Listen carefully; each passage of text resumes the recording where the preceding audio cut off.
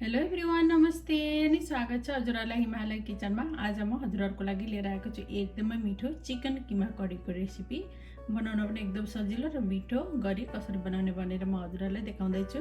यसको लागि प्यानमा मैले 2 ठुलो चम्चा तेललाई तताउन राखेको छु र यसमा चाहिँ म अब राख्दै छु 1/4 चम्चा मेथी र 1 इंच जति दालचिनी मैले यसमा राखेँ र 3टा सुकमेल राखेँ। तेल राम्ररी तातेको छ, त्यही भएर प्याज अब मैले राखेँ एउटा मिडियम साइजको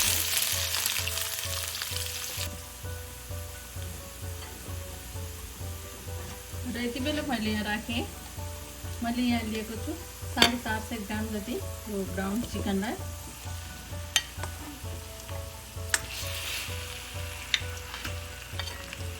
यसमा राखेँ नुन आफ्नो स्वाद अनुसार। अब यसलाई राम्ररी चलाउँदै ढिक्कै पकाउनुपर्छ। त्यही भएर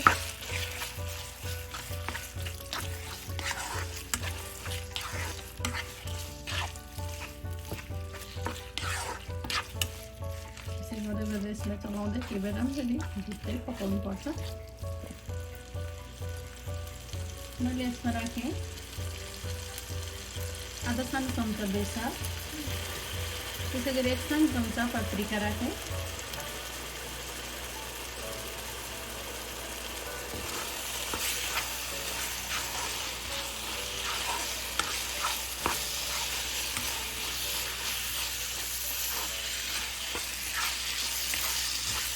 यसलाई चलाउँदै यसै गरी पकाउनुपर्छ।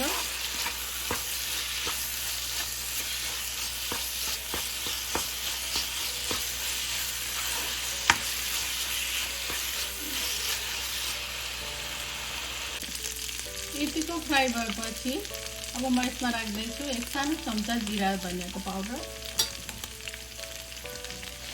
1 सानो चम्चा जति चिकन मसला राखेँ मैले,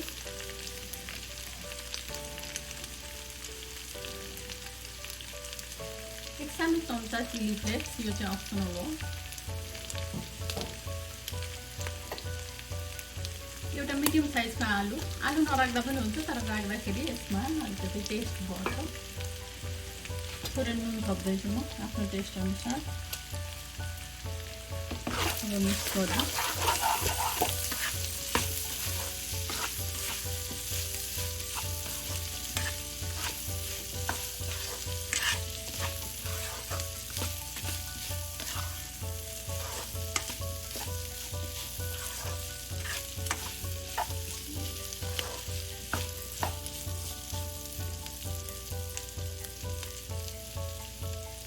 र एउटा मिडियम साइजको टमाटरको प्युरीलाई राखेँ मैले। 1 सानो चम्चा मसिनो गरेर कुटेको लसुन र अदुवा,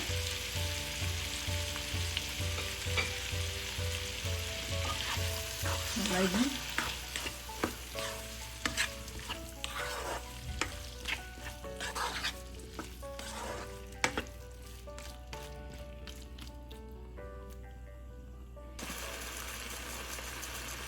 र अब यति बेला म राख्दैछु यसमा मनतातो पानी।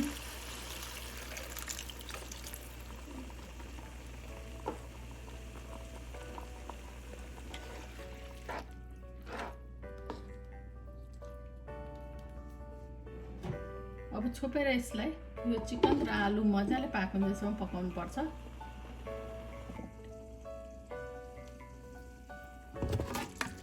किमा करी चाहिँ लगभग रेडी भएछ। मैले यसमा राख्दैछु कसुरी मेथी,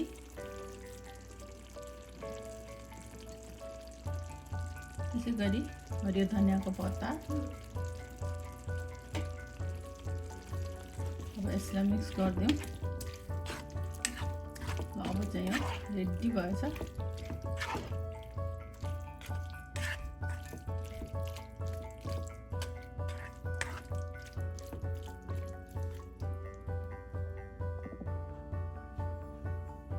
ल अब चिकन किमा करी चाहिँ एकदम रेडी भएको छ खानको लागि। यसरी बनाउँदा एकदमै मिठो बन्छ, सजिलैसँग बन्छ। हजुरहरू पनि यसरी बनाएर खानलाई अवश्य पनि ट्राई गर्नु होला।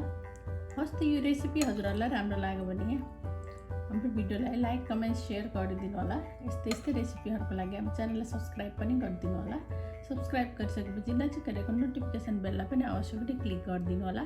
फेरि पनि यस्तै मिठो परिकारको रेसिपी लिएर आउने नै छु। हाम्रो भिडियो हेरिदिनु भएकोमा हजुरहरूलाई धेरै धेरै धन्यवाद।